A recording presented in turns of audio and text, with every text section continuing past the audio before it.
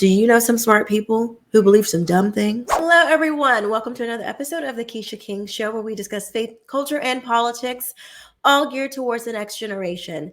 Have you ever wondered why the left believes the things that they do? Now, you might be inclined to say, well, there aren't any smart people on the left. There are no smart Democrats. I want to help you understand why the left can be so successful in getting smart people, Harvard students, young people, all people from different walks of life, people from all types of different backgrounds and different racial, ethnic groups and things like that, to believe the crazy things that they believe. They believe stuff like, America was created only for white people. It's a system of white supremacy, despite themselves being extremely successful in the very system that they're saying was made only for a group that they don't belong in. They'll even convince you that men can be women and women can be men. This is one of the newest ideas that have seemed to really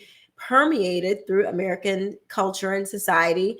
This dumb idea that men can be women and women can be men. We're going to look at how the left is able to convince you of such dumb things. There is one word that helps us understand how seemingly smart people can be convinced of such stupid ideas. It can make you fall in love with the wrong person. It can make you stay with the wrong person, despite you getting beat up or domestic violence. All types of things can be happening around you, but you will stay. This one word, it will cause us to make decisions that where all the evidence points that this is the wrong decision to make, yet we do it. It gets you to surpass and dismiss all rationale, all critical thinking, and you just go off of your emotions. That's the word, emotions. The left has gotten really good at manipulating your emotions to get you to believe things that just are not true. When I was a singer back in the day in the music industry, I remember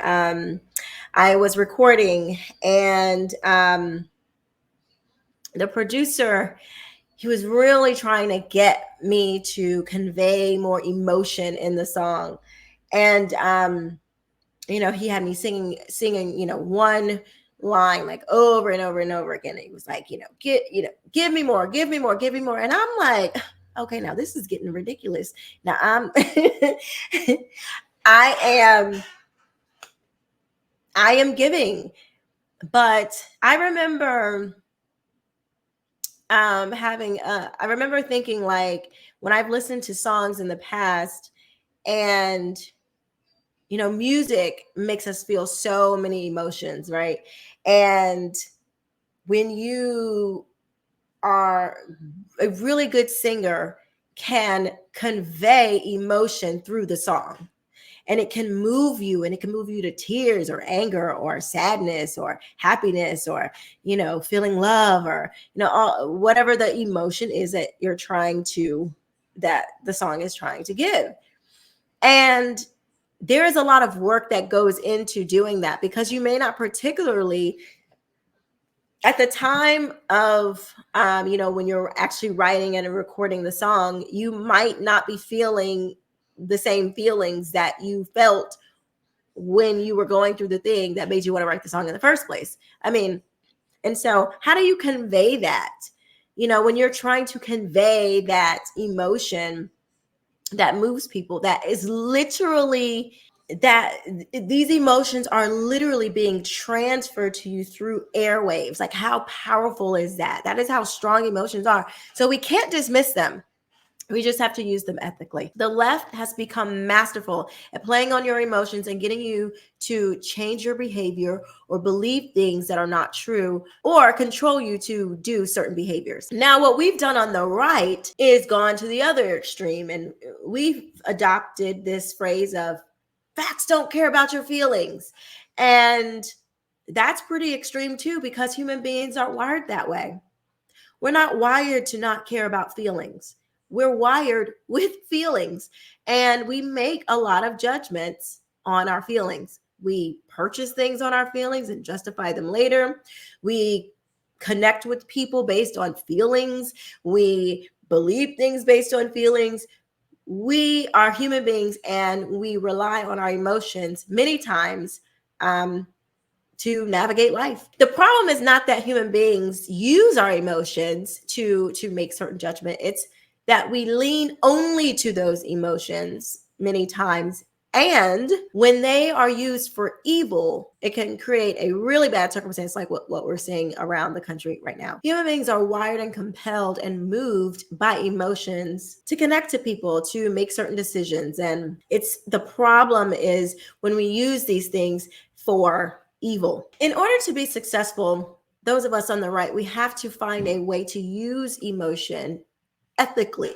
Use emotion ethically to to get people to hear us out, so they don't think that we are these cold, just uncompassionate people that don't care about one another, because we can definitely come off that way. And so we know that biblically speaking, God used his word to give us instruction, which is the word of truth. And he used emotion to convey one of the greatest blessings on the planet, his love. God so loved the world that he gave his only begotten son, and whosoever should believe on him should not perish but have everlasting life. Love. He so loved the world.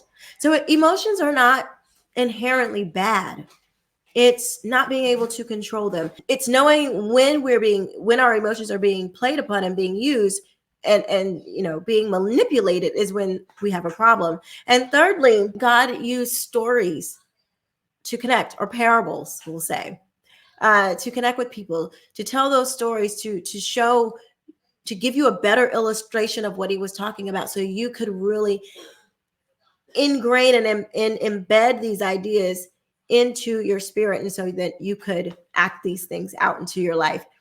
And the left is really good at that. So what they do, they use words. They'll use words, emotional words, social justice, and they use a lot of anger. They agitate a lot. They use words that sound benign, but they are very destructive. Restorative justice. What could be wrong with restorative justice? We're just not gonna punish young kids who happen to be Black that are causing all this trouble in the classroom because of restorative justice. Sounds good, but it's evil. They use stories to connect. So if you look at critical race theory, they will say my lived experience. So they want you to listen to this lived experience so you can listen to their story and you can see yourself in their story. And because everybody's gone through struggle, everybody has gone through pains and frustrations and things like that. They're just saying, oh, it was because of my race. But they're using these stories to connect with people, because we have used stories. Human beings have used story for time and millennia to connect with people and build relationships. And they play on our emotions, but they are highly manipulative, and they get us to believe things that are simply untrue. How could you not, support a trans child? You must not want them to exist.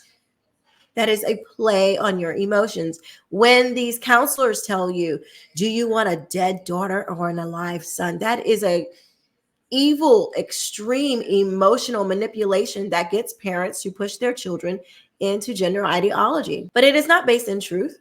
It is not based in fact. It is so powerful that parents will abandon all reason and critical thinking and push their children into these crazy ideas of gender ideology that their child could actually be born in the wrong body. That's how powerful emotions and words and stories are, that we cannot dismiss them.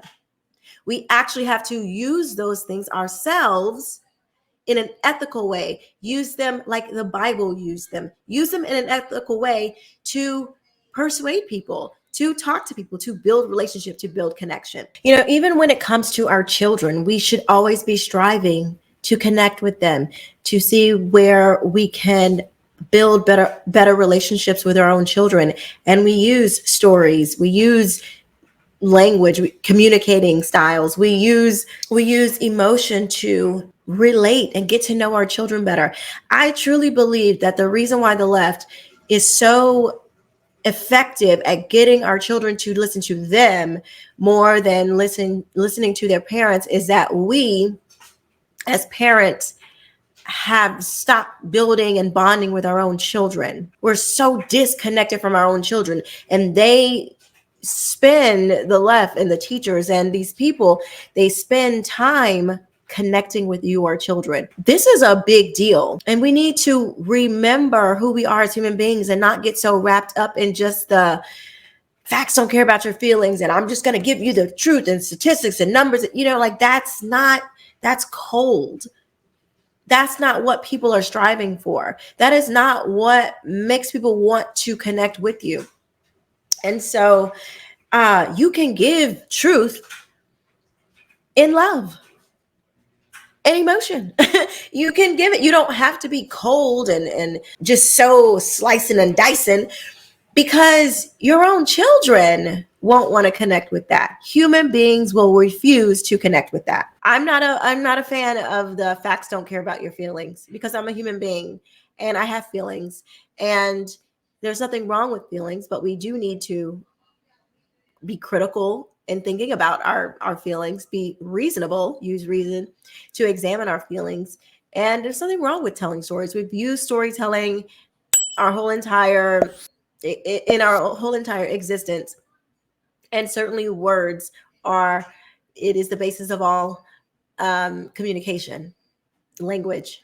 So use them ethically, but use them, embrace them to connect with people, to draw them nearer. Do you know some smart people who believe some dumb things? Are you one of them? Let me know what you guys think in the comment section below. I am so curious to know what you think. Don't forget to like, comment, and subscribe to the video. I will see you next time. Thank you for watching. Bye-bye.